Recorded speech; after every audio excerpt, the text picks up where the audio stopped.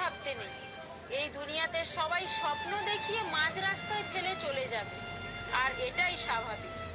কাউকে বিশ্বাস করার আগে অন্তত দুবার ভাবুন, কারণ এখনকার যুগে বিশ্বাসের দাম কেউ দিতে পারে না। মনে রাখবেন, কখনো কখনো নিজের দাঁতই কিন্তু নিজের জিভকে কামড়ে দেয়। পৃথিবীতে এমন কিছু মানুষ আছে যারা নিজের সুখের জন্য অন্যকে কষ্ট দিতে পারে, আবার এমনও কিছু মানুষ আছে যারা নিজে কষ্ট পেয়েও অন্যকে সুখে রাখার চেষ্টা করে। ভালোবাসা মানে শুধু দেহের আকর্ষণ নয়, ভালোবাসা মানে হলো সম্মান, শ্রদ্ধা, বিশ্বাস আর ভরসা।